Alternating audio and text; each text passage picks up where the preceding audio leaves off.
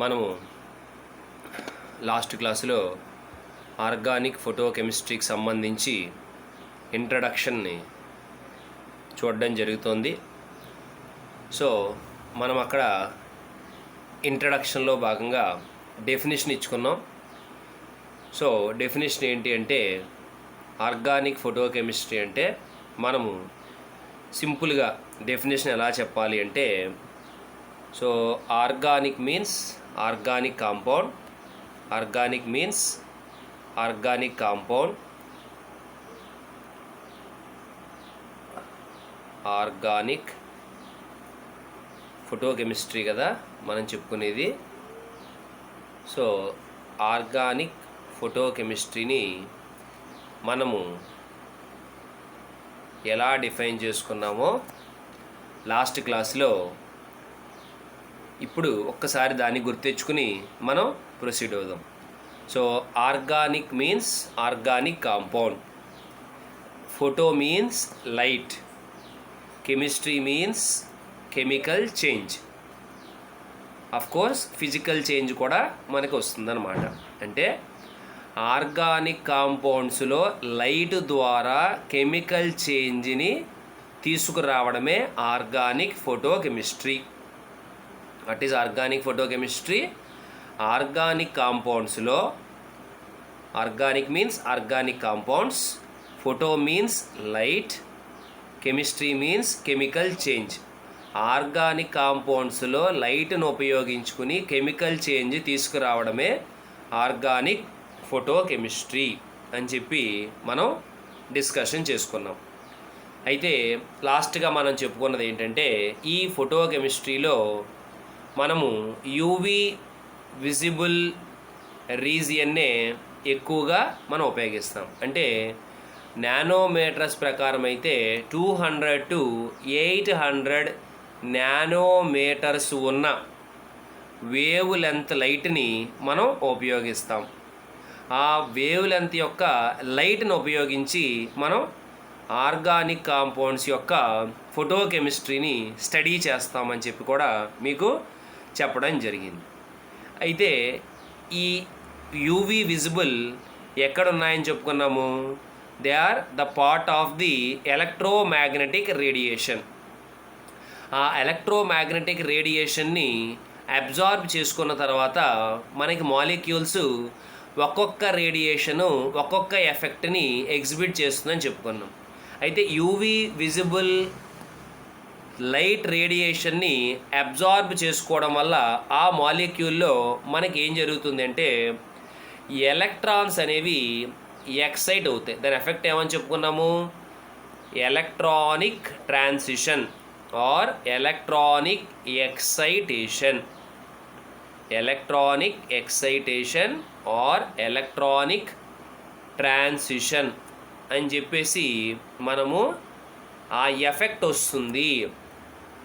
UV visible లైట్ని absorb చేసుకున్న తర్వాత ఎలక్ట్రానిక్ ఎక్సైటేషన్ అంటే లోయర్ ఎనర్జీలో ఉండే ఎలక్ట్రాను, లోయర్ ఎనర్జీలో ఉండే ఎలక్ట్రాను హయ్యర్ ఎనర్జీకి ట్రాన్స్ఫర్ అవుతుంది యూవీ లైట్ని అబ్జార్బ్ చేసుకోవడం ద్వారా. మనం చెప్పుకున్నాం, గామా అయితే న్యూక్లియర్ ఎక్సైటేషన్ అని, తర్వాత ఎక్స్రేసు ఇన్నర్ ఎలక్ట్రాన్ ఎక్సైటేషన్ అని, యూవీ విజిబుల్ అయితే అవుటర్ ఎలక్ట్రాన్ ఎక్సైటేషన్ అని, ఐఆర్ వేవ్స్ అయితే వైబ్రేషన్ అని, microwave NMR nuclear magnetic resonance, radio waves ఈ న్యూక్లియర్ మ్యాగ్నెటిక్ రెజొనెన్స్నేమో మనం రేడియో వేవ్స్లో మనం ఉపయోగిస్తాం, అలాగే ఈఎస్ఆర్ని ఉపయోగిస్తాం. ఇలా ఒక్కొక్క రేడియేషన్ గురించి ఒక్కొక్కటిగా మనము ఎఫెక్ట్స్ లాస్ట్ క్లాస్లో చెప్పుకోవడం జరిగింది.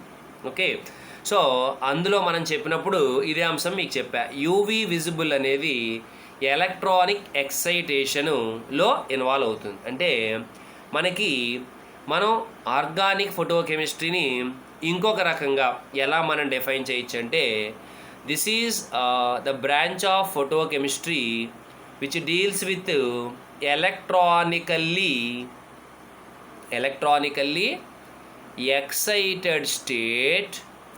Excited state organic molecule. ఇలా కూడా మనము ఆర్గానిక్ ఫోటోకెమిస్ట్రీని డిఫైన్ చేసుకోవచ్చు. So the branch of photochemistry which deals with organic compounds. Okay, organic compounds యొక్క ఆర్గానిక్ ఫోటోకెమిస్ట్రీ. లేదు అంటే ఇందాక చెప్పాం యూవి విజిబుల్ రీజియన్నే అక్కడ జరిగేదే ఫోటోకెమిస్ట్రీ అని చెప్పాం. అబ్జర్వ్ చేసుకున్న తర్వాత యూవి విజిబుల్ లైట్ అబ్జర్వ్ చేసుకున్న తర్వాత జరిగేదే ఫోటోకెమిస్ట్రీ అని చెప్పాం. దీనికే ఇంకొక డెఫినేషన్ కూడా యాడ్ చేస్తున్నా. సో ఏంటి మనకి అని అంటే, ఈ యూవి విజిబుల్ రేడియేషన్ అబ్జర్వ్ చేసుకున్న తర్వాత అందులో ఉండే ఆ మాలిక్యూల్లో ఉండే ఎలక్ట్రాన్స్ ఎక్సైట్ అవుతాయి, హయ్యర్ ఎనర్జీ లెవెల్కి వెళ్తాయి.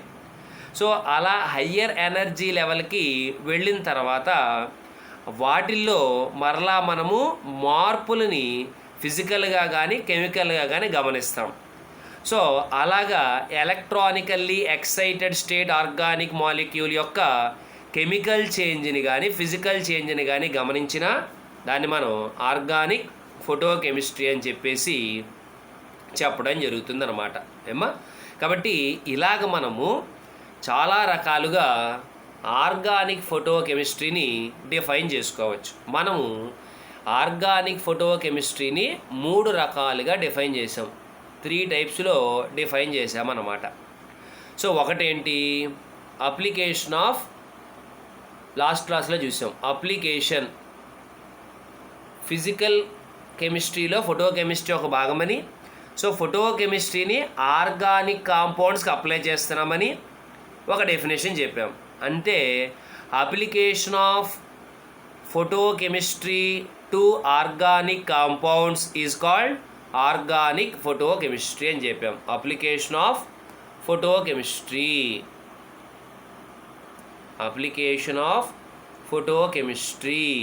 To organic compounds is organic photochemistry. అది ఒక డెఫినేషన్. 3 డెఫినేషన్లో ఇది ఒకటో డెఫినేషన్. ఓకే, తర్వాత రెండో డెఫినేషన్ ఏం చెప్పాము, second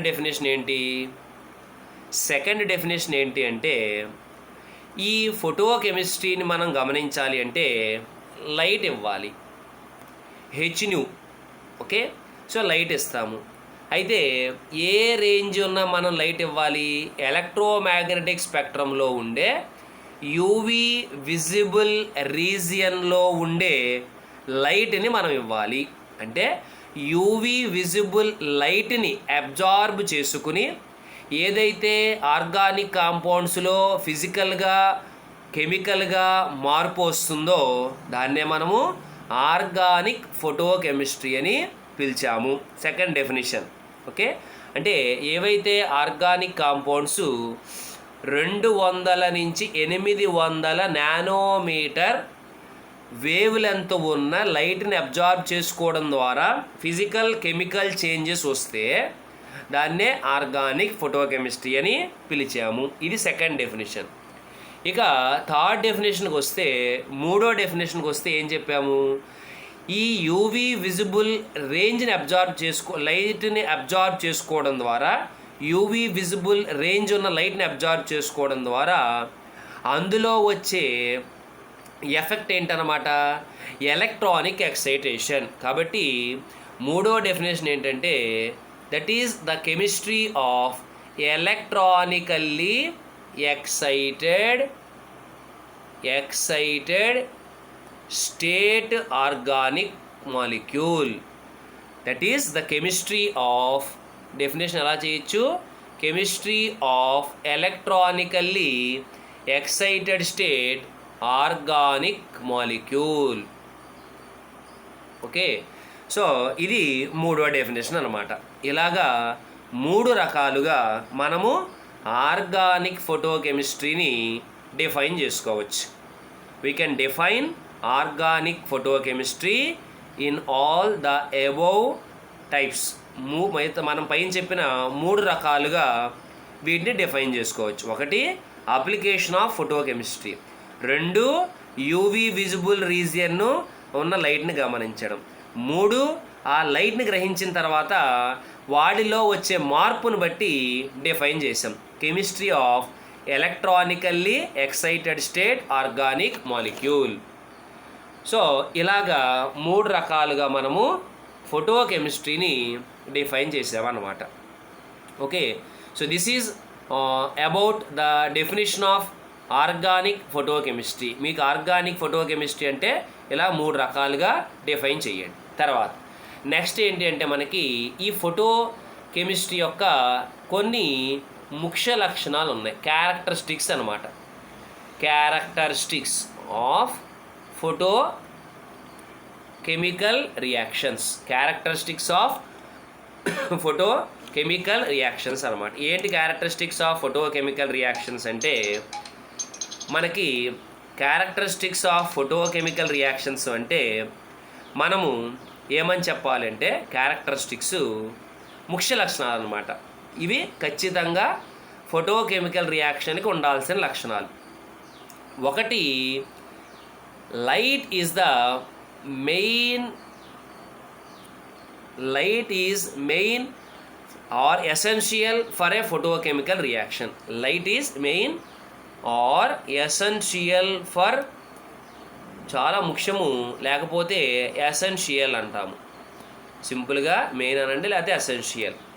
so light is essential for a photochemical reaction.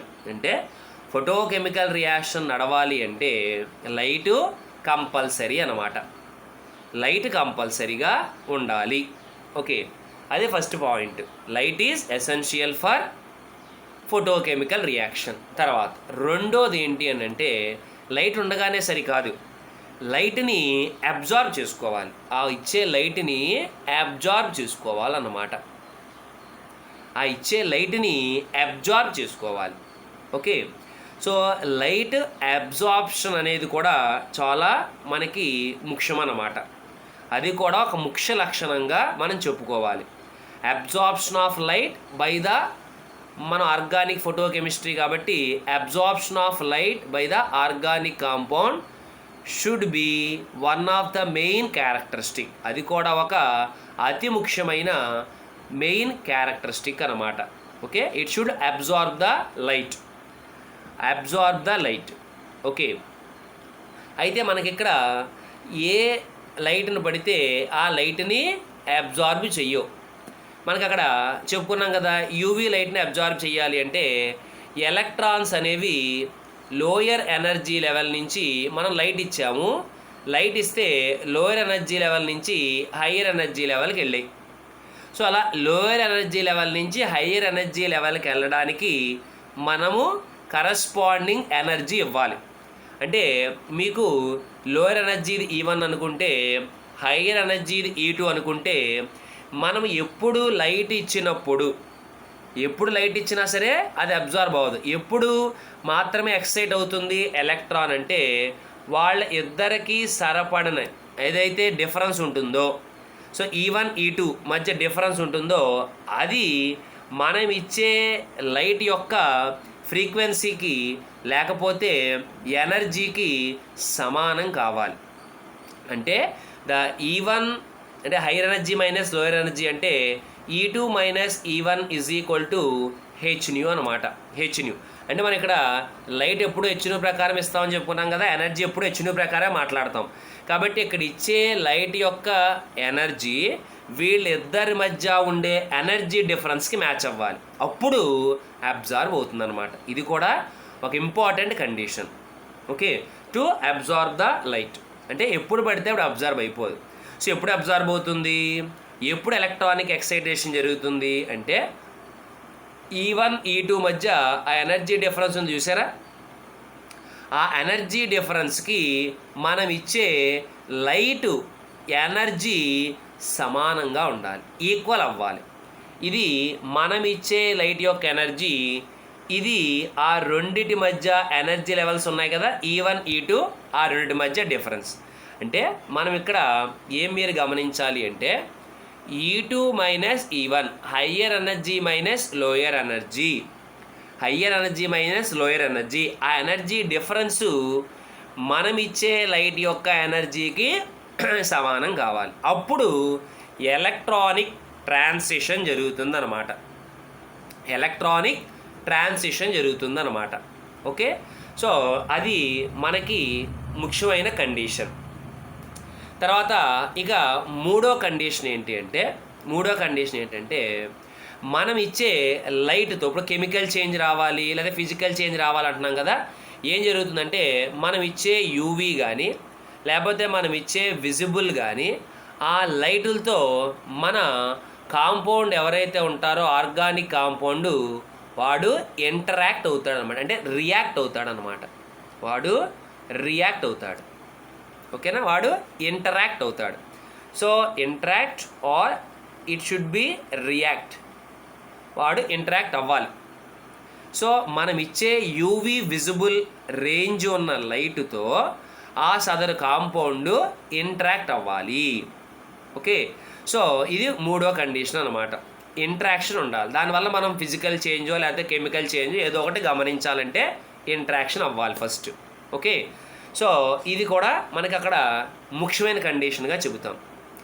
తర్వాత అక్కడ మాలిక్యూల్స్ అబ్జార్బ్ చేసుకోవాలి, ఇంటరాక్షన్ అవ్వాలి అంటున్నాం కదా.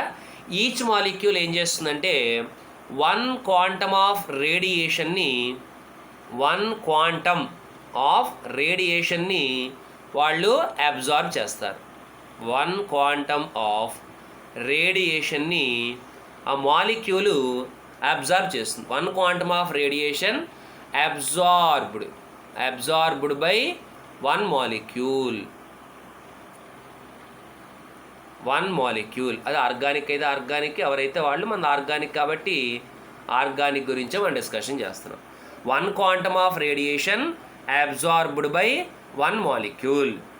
ఓకే, సో అంటే రియాక్షన్లో పాల్గొనేది మనకి 1 క్వాంటమ్ ఆఫ్ రేడియేషన్ని అబ్జార్బ్ చేస్తుంది. అంటే ఇక్కడ మీకు క్వాంటమ్ అంటే 1 quantum of radiation observed by 1 molecule. Quantum అంటే ఫ్లాంక్స్ క్వాంటమ్ థియరీ చెప్పుకున్నాం కదా, లైట్కి సంబంధించి హెచ్న్యూ అని రిప్రజెంట్ చేస్తామని చెప్పినప్పుడు ఫ్లాంక్స్ క్వాంటమ్ థియరీ అని చెప్పా. హెచ్న్యూలో హెచ్ ఫ్లాంక్స్ కాన్స్టెంట్ అని కూడా చెప్పాం. సో ఫ్లాంక్స్ క్వాంటమ్ థియరీ ప్రకారం ఏంటి అంటే ఏదైతే వేవ్స్ ఉన్నాయో ఆ వేవ్స్కి ఎంత ఎనర్జీ ఉంటుందో ఆ ఎనర్జీ అనేది ఒక ప్యాకెట్ రూపంలో స్టోర్ అయి ఉంటుందన్నమాట. The energy of wave is stored in the form of some packets. దాన్నే మీకు ఏమన్నారంటే క్వాంటమ్ అని పిలిచారనమాట. Quantum, that is 1 packet of energy, that is what we call it as a quantum. అంటే ఆ క్వాంటమ్ని తీసుకోవడం వల్లే, సో అంటే ఆ ఎనర్జీని తీసుకోవడం వల్లే, quantum is nothing but energy stored in the sum packets. So packet రూపంలో ఎనర్జీ స్టోర్ అయి ఉంటే దాన్నే క్వాంటమ్ అని పిలుస్తారు. ప్యాకెట్ రూపంలో ఎనర్జీ స్టోర్ అయి ఉంటే దాన్నే క్వాంటమ్ అని పిలుస్తారు. సో లైట్లోంచి అలాగ మీకు రేడియేషన్ వస్తున్నప్పుడు, యూవీ అయినా విజిబుల్ అయినా వస్తున్నప్పుడు అవి కొన్ని ప్యాకెట్స్ రూపంలో వస్తాయి. ఆ ప్యాకెట్స్ని ఏమని పిలిచాడంటే ఫ్లాంక్స్ క్వాంటమ్ అని పిలిచారు. సో అలాగ మనకి ఈ క్వాంటమ్ ఆఫ్ రేడియేషన్ని అబ్జార్బ్ చేస్తారు. అలా అబ్జార్బ్ చేయడం వల్ల మనకి వాళ్ళు ఇంటరాక్ట్ అవుతారు. ఇంటరాక్ట్ అవ్వడం వల్ల వాళ్ళల్లో ఫిజికల్లో, కెమికల్లో చేంజ్ రావడం జరుగుతుంది.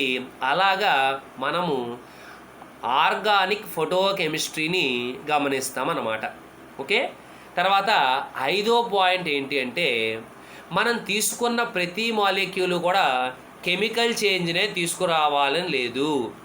కెమికల్ చేంజ్నే తీసుకురావాలని ఏమీ లేదనమాట.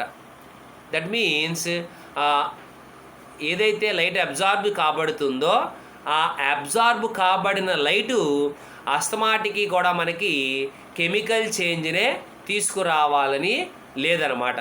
ఓకే, సో తీసుకురావాలని లేదు. That means it is not necessary to bring A chemical change. Always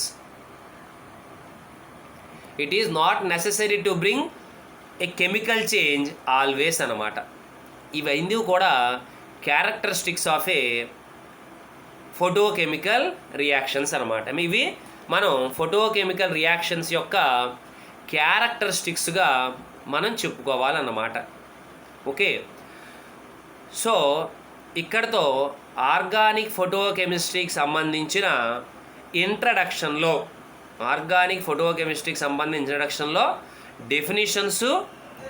definitions తర్వాత వచ్చేసి మనకి క్యారెక్టరిస్టిక్స్ గురించి మనం చర్చించుకున్నాం.